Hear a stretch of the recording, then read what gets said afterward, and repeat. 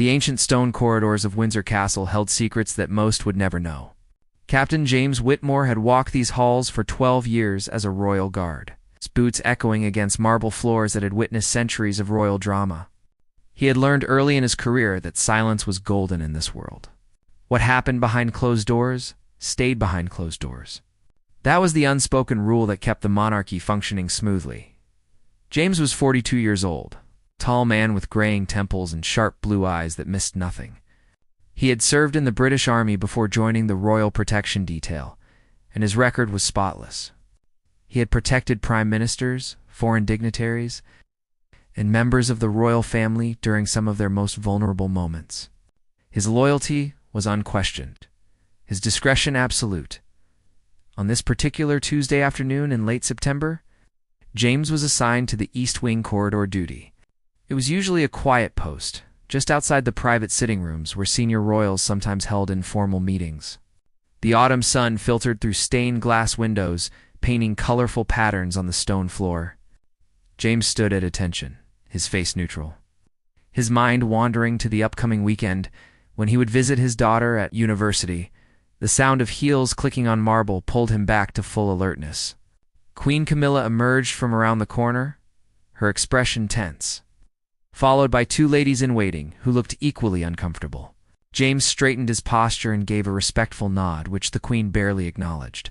She swept past him toward the blue drawing room, her silk dress rustling with each determined step. James returned to his position, eyes forward, but something felt different in the air. There was an electricity, a tension that made the hair on the back of his neck stand up. Through the partially open door of the blue drawing room, he could hear voices. He wasn't trying to eavesdrop. That would be unprofessional. But sound carried in these old buildings, and his position made it impossible not to hear. Queen Camilla's voice rose above the others, sharp and commanding in a way James had rarely heard. She was speaking to someone on the phone, her tone leaving no room for disagreement. James focused on a painting across the hall, trying to give the illusion of not listening, but every word reached him clearly. The Queen was discussing Princess Charlotte, 9-year-old Charlotte, the daughter of Prince William and Catherine, the Princess of Wales. James had guarded the young princess on several occasions. She was bright, well-mannered, and carried herself with a natural grace that reminded many of her late grandmother, Princess Diana. What James heard next made his blood run cold. Queen Camilla was instructing someone to arrange for Charlotte to be sent away to a boarding school in Switzerland, not for education purposes, as she made clear, but to reduce her public presence. The Queen's words were calculated and cold. Charlotte was becoming too popular, drawing too much positive attention. The public adored her, and apparently, this was a problem. James felt his jaw tighten. He had 2 daughters of his own and couldn't imagine anyone plotting to remove a child from her family for such a reason. But he remained still, processing what he was hearing while maintaining his professional composure. The conversation continued.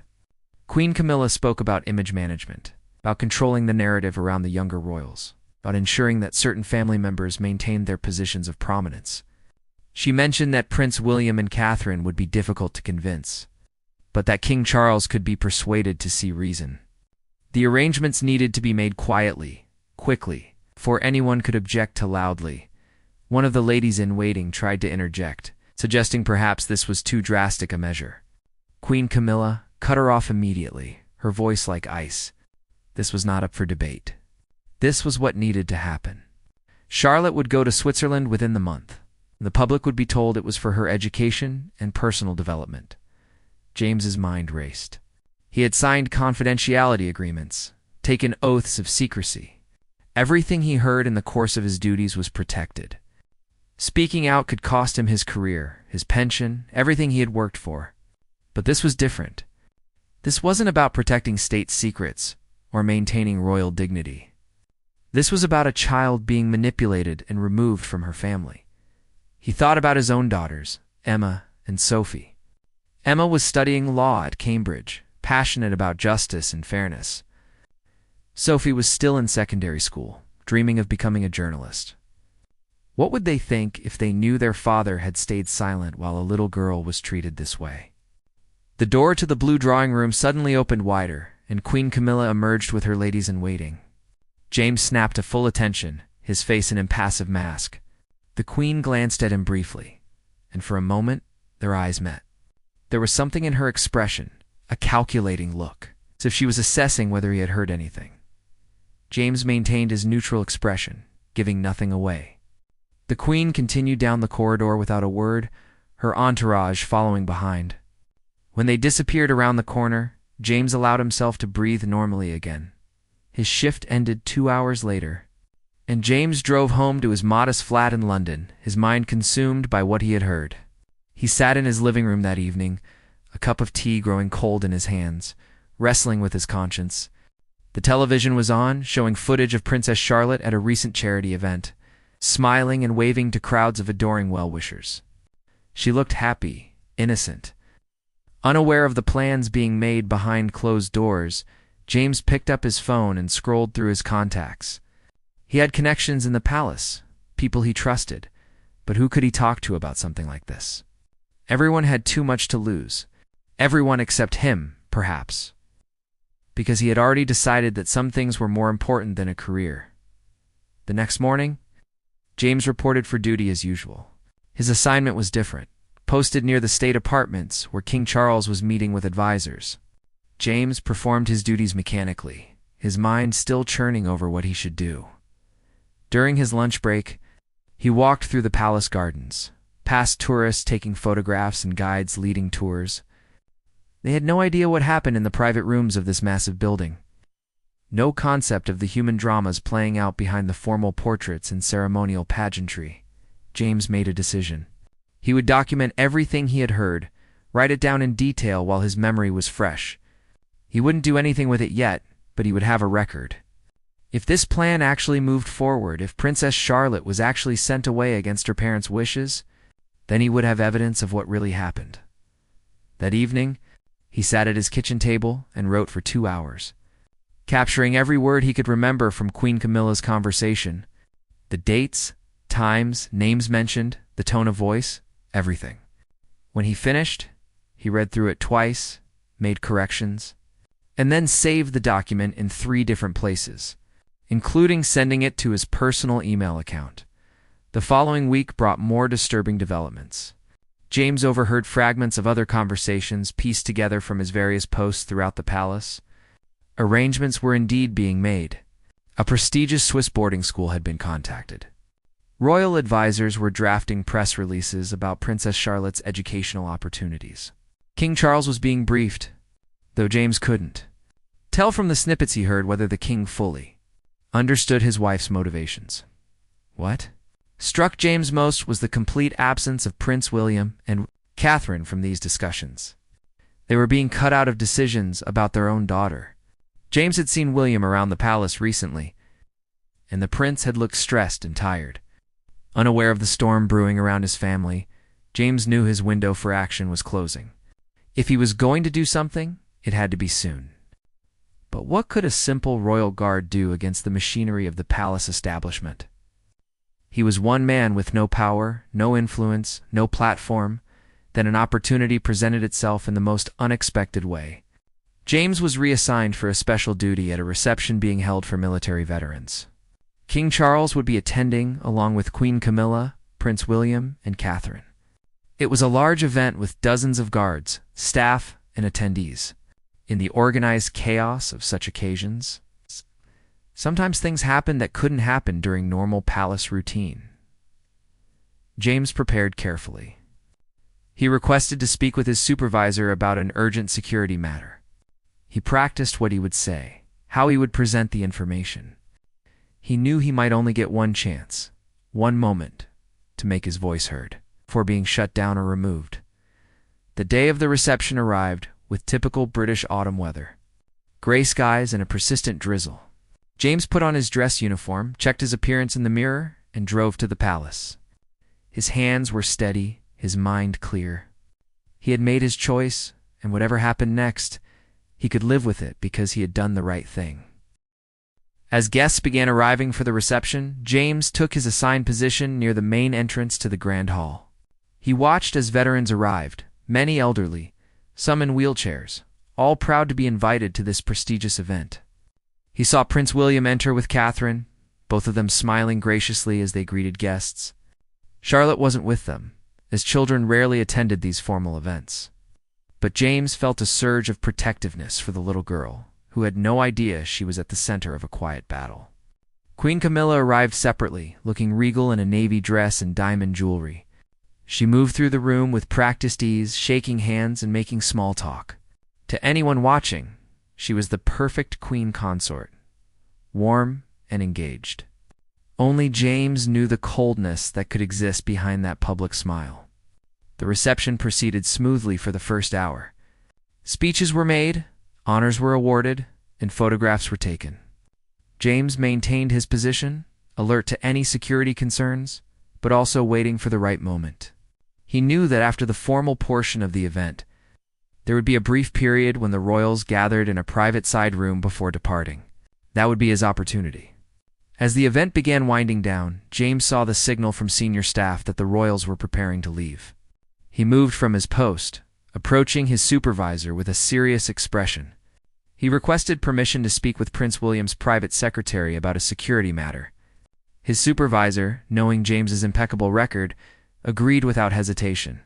James was directed to wait in a small antechamber adjacent to where the royals were gathering. His heart pounded, but his resolve remained firm. Through the door, he could hear their voices, casual conversation about the event, about upcoming schedules. He heard Princess Charlotte's name mentioned, and Prince William saying something about her birthday plans next month. A private secretary emerged and asked James what security matter needed to be addressed. James took a breath and asked if he could speak directly with Prince William. It was irregular, highly unusual, but he emphasized that it was genuinely important. The secretary looked skeptical, but agreed to ask. Minutes passed like hours. Then the door opened, and Prince William stepped out, his expression curious but friendly. He recognized James from previous details and greeted him by name, asking what was so urgent. Behind William, James could see into the room where Queen Camilla was speaking with King Charles, their backs to the door. James Whitmore stood face to face with the future King of England. And for a moment, his carefully rehearsed words evaporated. Prince William waited patiently, his expression open but beginning to show concern at James's obvious discomfort.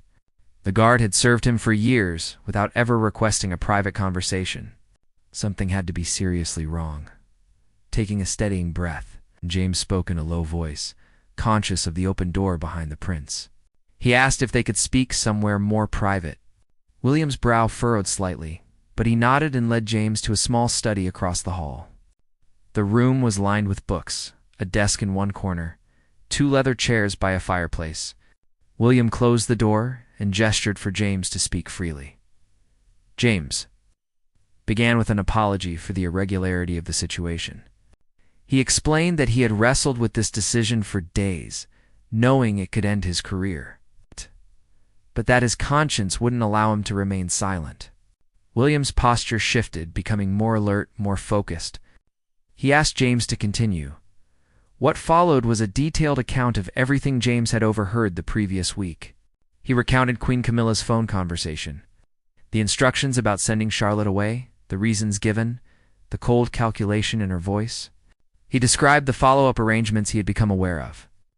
The Swiss school contacted, the press releases being drafted. He spoke carefully but thoroughly, aware that every word mattered. Prince William's face transformed as he listened. Initial curiosity gave way to confusion, then disbelief, and finally to barely controlled anger. His jaw clenched, his hands gripped the arms of his chair, but he remained silent until James finished speaking. When the guard concluded his account, William asked him to repeat specific details, the dates, the exact words used, who else was present. James provided everything he could remember, mentioning that he had also written a detailed account immediately after hearing the conversation. William asked if anyone else knew about this, and James confirmed he had told no one. The prince stood and paced to the window, staring out at the palace gardens, his back rigid with tension. After a long moment of silence, William turned back to James. His voice was controlled but cold when he spoke. He thanked James for coming forward and assured him that there would be no professional repercussions for breaking protocol. This was exactly the kind of information that needed to be reported, regardless of who it involved. William asked James to email him the written account he had prepared, and to please not discuss this with anyone else until further notice. James agreed immediately and prepared to leave, but William stopped him with a hand on his shoulder. The prince looked him directly in the eyes and said something that James would remember for the rest of his life. William told him that protecting his family, especially his children, was his highest priority, and that James had done something brave and honorable. No matter what happened next, William wanted him to know that. As James left the study and returned to his duties, he felt simultaneously lighter and more anxious. He had done what he needed to do, but now the situation was out of his hands. He didn't know what would happen next, but he suspected it wouldn't be quiet. He was right. That evening, after the reception ended and guests departed, an emergency meeting was called in the king's private office. James wasn't present, but the tension radiating through the palace staff was palpable. Senior advisors rushed through corridors, phones rang constantly, and the usual calm efficiency of palace operations became charged with nervous energy. James finished his shift and went home, but sleep was impossible. He checked his email every few minutes, wondering if Prince William would request the written account tonight or wait until morning. Around midnight, James finally sent the document to the private email address William had provided, then sat in his darkened living room, wondering if he had just destroyed his entire career. The next morning, James reported for duty, expecting to be suspended or questioned. Instead, he was assigned to his normal rotation, guarding a service entrance used by staff and deliveries. It was mundane work that allowed his mind to wander, which perhaps wasn't a blessing. He imagined various scenarios playing out in the private quarters above him. Confrontations, denials, angry exchanges, or perhaps cold royal silence that could freeze entire relationships. What James didn't know was that Prince William had indeed confronted his stepmother the previous night.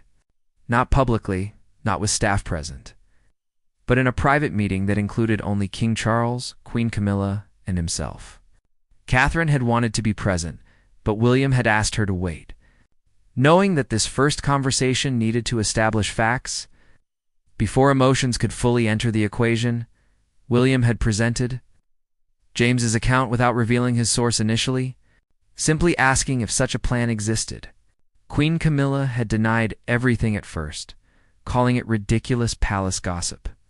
But William was his mother's son, skilled at reading people, and he had inherited Diana's ability to cut through pretense. He pressed harder, providing specific details that could only have come from someone who actually heard the conversation. King Charles had sat quietly throughout this exchange, his expression difficult to read. When William finished presenting his evidence, Charles had turned to his wife and asked directly if this was true. The silence that followed was answer enough. What emerged in that meeting was a complex tangle of insecurity, jealousy, and misguided strategy. Queen Camilla admitted that she'd been concerned about Charlotte's growing popularity. She worried about the public's tendency to compare generations of royals.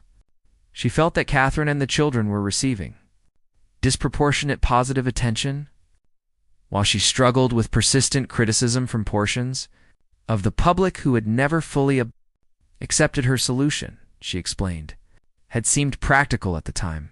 Send Charlotte to an excellent school abroad, where she could receive a wonderful education, while also reducing her constant presence in the British media. It wasn't meant to be cruel or manipulative, just strategic. The girl would have tremendous opportunities. The public's focus would naturally shift.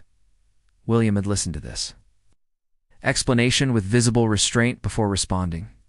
He made it clear that his daughter was not a chess piece to be moved around for image management purposes. Charlotte was 9 years old, happy in her school, close to her siblings and parents.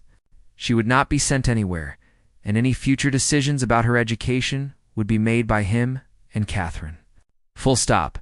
He had also pointed out the devastating impact such a revelation would have if it ever became public. The British people would be horrified to learn that a child was being sent away because she was too well liked.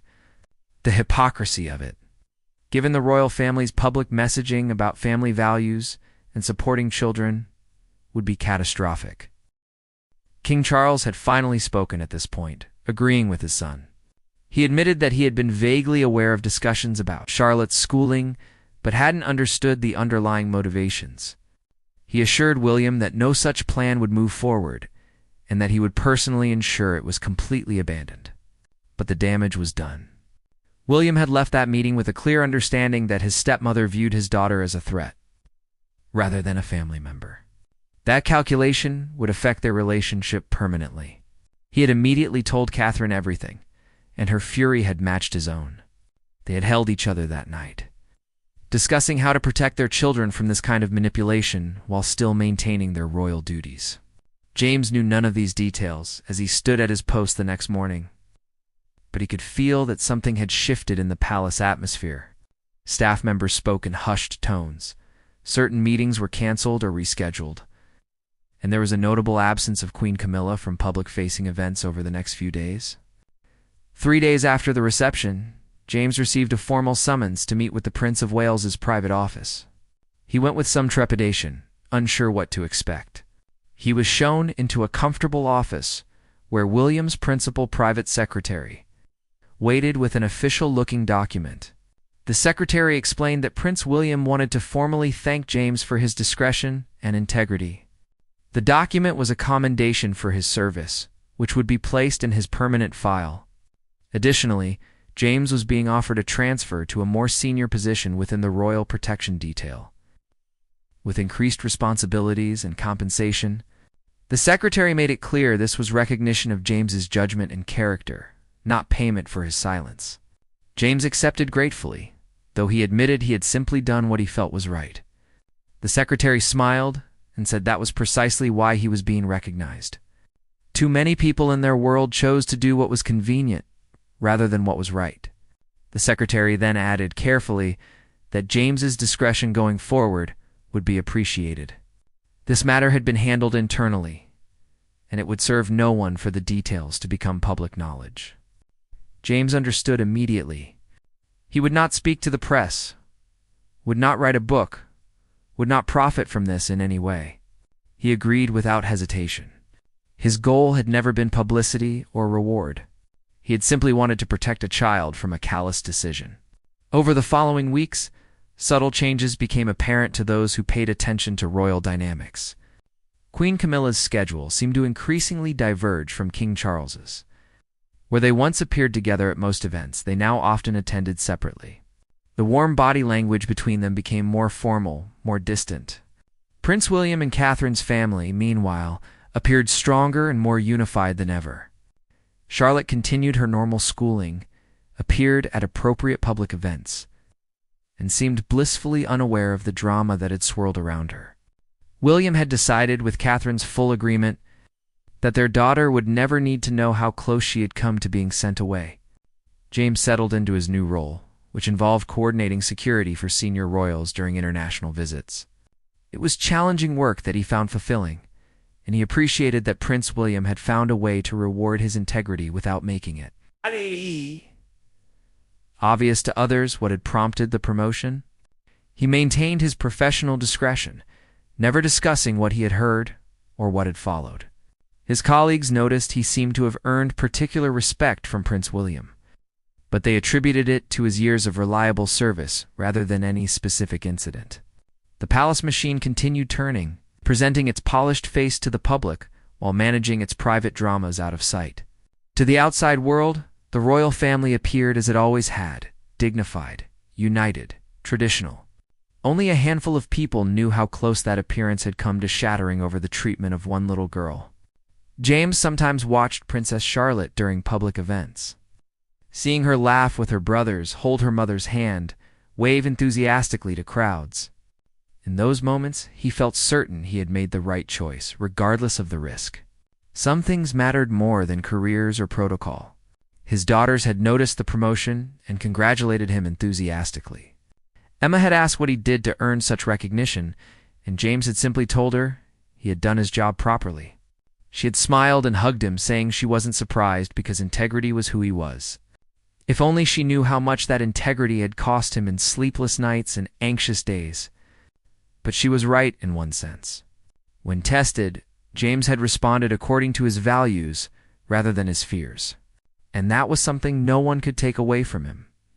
The winter months brought a cold that seemed to settle not just over London, but within the palace walls themselves. James Whitmore had been in his new position for 8 weeks. He was beginning to understand that his actions had created ripples that extended far beyond what he had initially imagined. The royal family functioned on carefully maintained relationships, unspoken agreements, and a delicate balance of power that had been disrupted by his revelation. James was now privy to more high-level security meetings, which meant he also overheard more sensitive conversations. What he learned troubled him deeply. Queen Camilla had not simply accepted defeat regarding Princess Charlotte. Instead, she had shifted strategies, becoming more subtle in her approach to managing the public perception of the younger royals. During a security briefing for an upcoming charity gala, James learned that media access to Prince Rusaim's children was being systematically restricted through official palace channels. Photographers who had previously been approved for family events were being quietly removed from access lists. Publications that regularly featured positive stories about Catherine and the children were finding their press credentials delayed or denied for palace events. The official explanation was enhanced privacy protection for the minor royals, which sounded reasonable on its surface. But James recognized it for what it actually was, an attempt to reduce Charlotte's public visibility through bureaucratic means rather than physical removal. If people couldn't see the princess, her popularity couldn't grow. It was the same goal, pursued through a different method. James found himself in an impossible position. He had already broken protocol once to protect Charlotte, and it had worked in the immediate sense. But he was just one guard, however senior his new position. He couldn't fight an entire institutional machinery designed to control royal image management. He also couldn't keep running to Prince William with every concerning development without becoming a liability rather than an asset. He decided to document what he observed, keeping detailed notes of policy changes and their apparent motivations. If nothing else, there would be a record of what had actually happened versus the official explanations given. James had learned in the military that documentation could be powerful when the truth needed to eventually surface. Meanwhile, the relationship between King Charles and Prince William had become noticeably strained.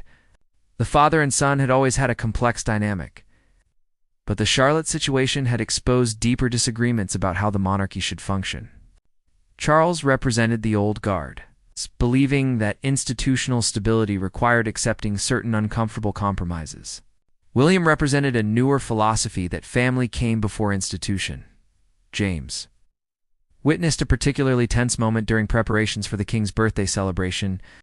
William had arrived for a planning meeting and found that Charlotte had been left off the initial guest list for the public-facing portion of the event. When he questioned this, he was told it was simply an oversight that would be corrected. But the look William gave the event coordinator suggested he knew exactly what kind of oversight it had been. Catherine, the Princess of Wales, had become increasingly protective of all 3 of her children in the months since James's revelation. She attended more school events personally, arranged for increased private security when the children were outside palace grounds, and began keeping more detailed records of official decisions affecting her family. She was preparing for a longer battle, James realized. Not just responding to a single incident, the British public remained blissfully unaware of these internal dynamics.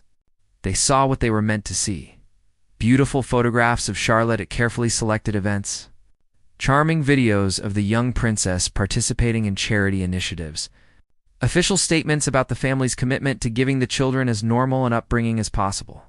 The machinery of royal public relations functioned smoothly, presenting an image that bore little resemblance to the reality behind palace doors. James had expected that time would ease the tensions, that people would move past the Charlotte incident and return to normal operations. Instead, the opposite seemed to be happening. The incident had exposed fundamental disagreements about power, family, and priorities that couldn't be easily resolved. Every decision about the children became fraught with underlying meaning and potential conflict. During a security detail for a diplomatic reception in February, James found himself positioned near a private conversation between 2 senior palace advisors. They were discussing the problem of the whale's children, as they phrased it. Problem with the children themselves, but the challenge their popularity created for managing the overall royal brand.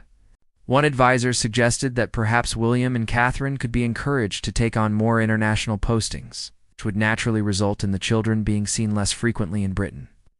James felt his anger rising as he listened.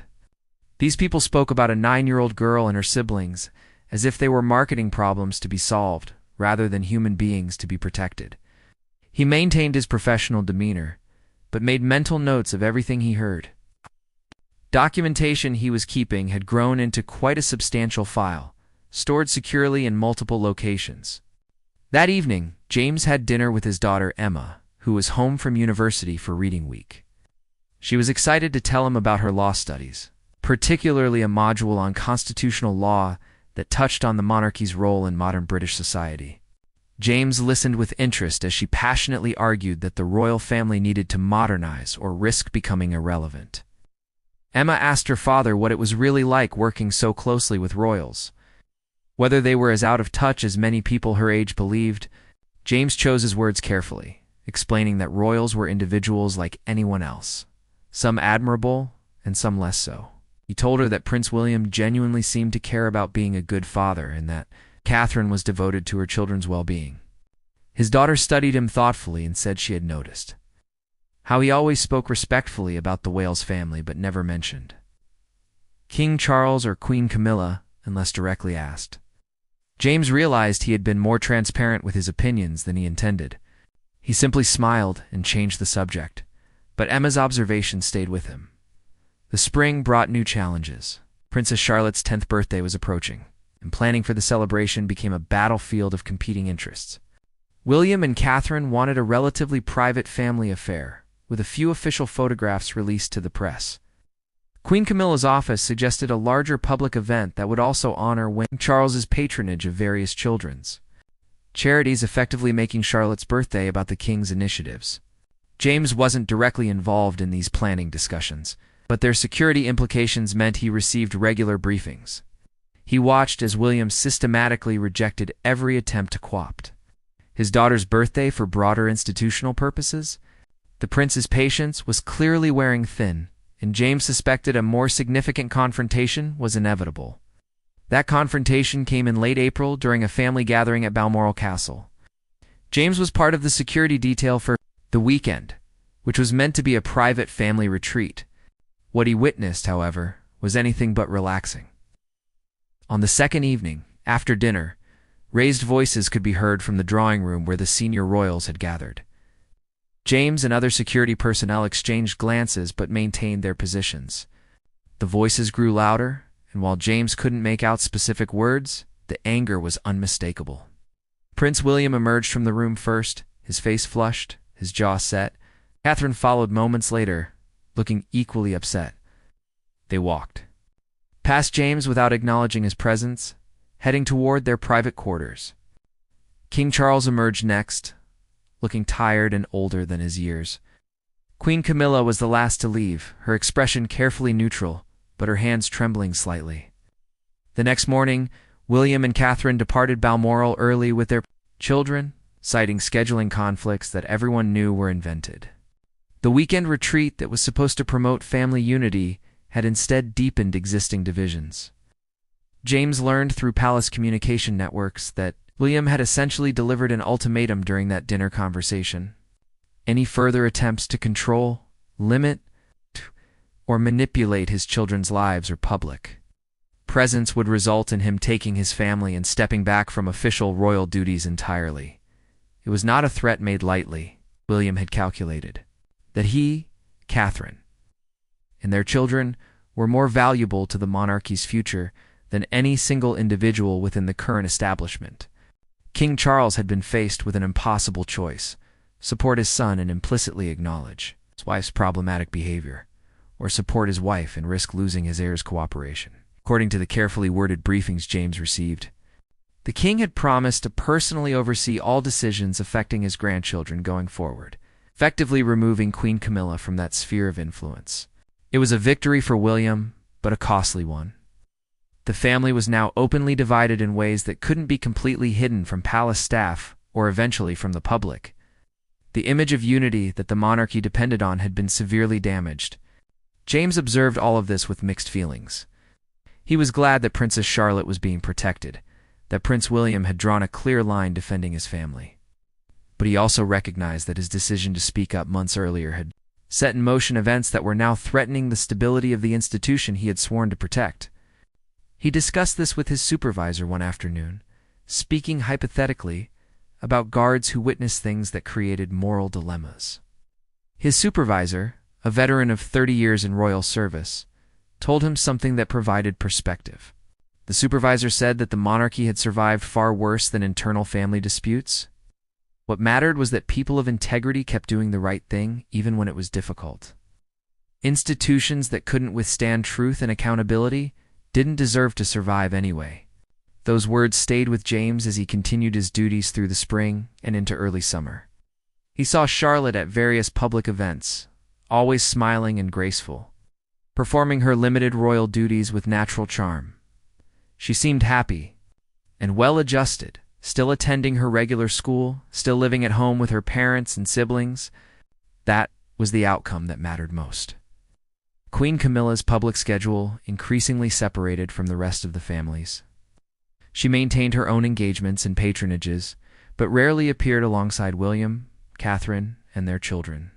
When family occasions required everyone's presence, the interactions were polite but distant. Anyone familiar with royal body language could see the coldness. The press began to notice these dynamics and published increasingly speculative stories about rifts within the royal family. Palace communications officials worked overtime to deny, deflect, and distract, but the underlying truth was becoming harder to hide. Royal watchers noted that Queen Camilla and the Princess of Wales were never photographed together anymore, despite previously appearing at joint events regularly. James continued keeping his detailed records, though he hoped they would never be needed. He had copies stored with his solicitor with instructions to release them only under specific circumstances. Primarily, if there was ever public questioning of Prince William's character or decision-making regarding his children, James wanted the true story preserved in case history needed to be corrected. His new position brought him into contact with Prince William more regularly, usually during security briefings for major events. William always acknowledged him respectfully, and there was an unspoken understanding between them. James had proven himself trustworthy in the most difficult circumstances. That bond was stronger than his official role. Summer arrived with its usual tourist crowds gathering outside palace gates and headlines, dominated by royal tours announcements and charity initiatives. To the casual observer, the British monarchy continued its centuries-old traditions without interruption. But James Whitmore knew better. He had spent nearly a year watching the consequences of one overheard conversation ripple through the most famous family in the world. Princess Charlotte celebrated her 10th birthday in June with a small private party at Adelaide Cottage, the Wales family home in Windsor. The official photographs released to the press showed a happy child surrounded by her family. Blowing out candles on a homemade cake prepared by her mother, Catherine had made a point of sharing those intimate family moments, subtly reinforcing that her children were being raised with love and normalcy despite their extraordinary circumstances. The public ate it up. Charlotte's popularity continued to grow, much to Queen Camilla's evident frustration. Every poll about favorite royals showed the young princess near the top, often surpassing her grandmother in public affection. The British people, especially younger generations, saw Charlotte as representing the monarchy's future in a way that felt accessible and genuine. James had been promoted again, this time to Deputy Chief of Royal Protection. The advancement was remarkable for someone who had not come up through the traditional Scotland Yard pipeline, and it placed him in regular meetings with the most senior security officials and royal household staff. He understood that Prince William had quietly advocated for this promotion, ensuring that someone with demonstrated integrity held significant authority within the protection apparatus. In his expanded role, James gained insight into just how calculated the ongoing power struggles had become. Queen Camilla's office was not openly defying King Charles's directive to leave decisions about the Wales children alone. But they were finding creative workarounds, media strategies, event planning. Even the timing of other royal announcements seemed designed to manage when and how William's family appeared in public consciousness. During a senior staff meeting in July, James listened as communications directors discussed the upcoming schedule for autumn. There was debate about whether Princess Charlotte should attend the traditional Remembrance Day ceremony at the cenotaph. She was certainly old enough, and her presence would be meaningful given the ceremony's significance. But there were concerns left carefully vague about too much public exposure for such a young royal. James recognized the coded language immediately. These concerns weren't about Charlotte's well-being. They were about managing her visibility, limiting opportunities for her to capture public attention and affection. He spoke up, perhaps more forcefully than his rank typically allowed, pointing out that royal children had been attending this ceremony for generations and that excluding the princess would raise more questions than including her. The communications director looked annoyed, but couldn't articulate a convincing counterargument without revealing the real motivation. The matter was tabled for further discussion, which James knew meant it would be elevated to King Charles for final decision. He had done what he could to advocate for Charlotte without overstepping his authority. That evening, James received an unexpected phone call from Prince William's private secretary, asking if he could meet with the prince the following morning at Kensington Palace.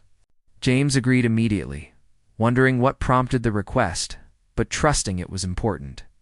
The next morning, James was shown into William's private study, the same room where their first crucial conversation had taken place nearly a year earlier. The prince looked tired but determined, and he gestured for James to sit in one of the comfortable leather chairs by the fireplace. William began by thanking James for his continued vigilance and integrity. He acknowledged that James had been watching out for his family, even when it wasn't strictly part of his security duties. William said he wanted James to know that he and Catherine were aware and deeply grateful. Then William shared something that surprised James. The prince and princess were developing a long-term strategy to gradually shift the public conversation about the monarchy's future. They wanted to emphasize the monarchy as a service institution rather than a privileged position, highlight the next generation's role in modernizing while preserving meaningful traditions, and demonstrate through their children's upbringing that royal life could be balanced with genuine family values. This wasn't just about defending Charlotte from one scheme, William explained. It was about fundamentally reimagining what the monarchy could be for the 21st century and beyond. But such changes couldn't be forced overnight. They required patience, strategic thinking, and people in key positions who shared the vision and could be trusted absolutely. William asked if James would be willing to serve as an informal advisor on security matters that intersected with family protection and public engagement. It would not be an official role, nothing that would appear on organizational charts or job descriptions. But William needed people he could trust to provide honest assessments of situations without institutional politics clouding their judgment. James was honored, but also pragmatic. He asked William if the prince understood that such an arrangement could make James a target for those who opposed William's vision. The prince nodded gravely and acknowledged the risk. But he also pointed out that James had already demonstrated willingness to take risks when something important was at stake. After careful consideration, James agreed. He believed in what William was trying to accomplish, and he had seen enough of the alternative to know that change was necessary. The monarchy couldn't survive in its current form much longer without either adapting or becoming completely irrelevant to modern British society. Over the following months, James settled into this dual role. Officially, he was Deputy Chief of Royal Protection, managing security operations and personnel. Unofficially, he was a trusted advisor to the future king, providing candid assessments of situations and helping identify potential problems before they became crises. The Remembrance Day decision ultimately went Charlotte's way. King Charles approved her attendance, and the young princess participated in the solemn ceremony with appropriate dignity and respect. The public response was overwhelmingly positive, with many commenters noting how the monarchy's future seemed secure in the hands of such a thoughtful next generation. Queen Camilla attended the same ceremony, but was notably positioned separately from William's family in the official arrangements. The symbolism was clear to anyone paying attention. The rift was no longer something that could be hidden through clever photography or carefully worded press releases. By winter, palace insiders were openly discussing what had once been whispered rumors. Queen Camilla had effectively been marginalized within the family power structure. She maintained her official role and continued her charitable work, but her influence over decisions affecting the younger royals was essentially zero. King Charles had chosen his son and grandchildren over his wife, though he tried to maintain a veneer of unity for public consumption. James watched these developments with mixed emotions. He was satisfied that Charlotte and her siblings were protected, that Prince William's vision for the monarchy was gaining traction, but he also recognized the human cost of these institutional battles. Queen Camilla, whatever her faults, was isolated and diminished. King Charles was caught between love for his wife and duty to his heir. The whole situation was messy and painful in ways that contradicted the polished image the monarchy tried to project. His daughters noticed the change in him during family gatherings. Emma asked if everything was all right at work, if the increased responsibilities were becoming overwhelming. James assured her he was fine, just dealing with complex situations that required careful navigation. He couldn't explain the real source of his stress without violating confidence, so he deflected with vague references to bureaucratic challenges. Sophie, now preparing to apply to universities, had become interested in journalism and often asked her father about Palace's life. She was bright enough to sense that her father was involved in something significant, but discreet enough not to push for details he couldn't share.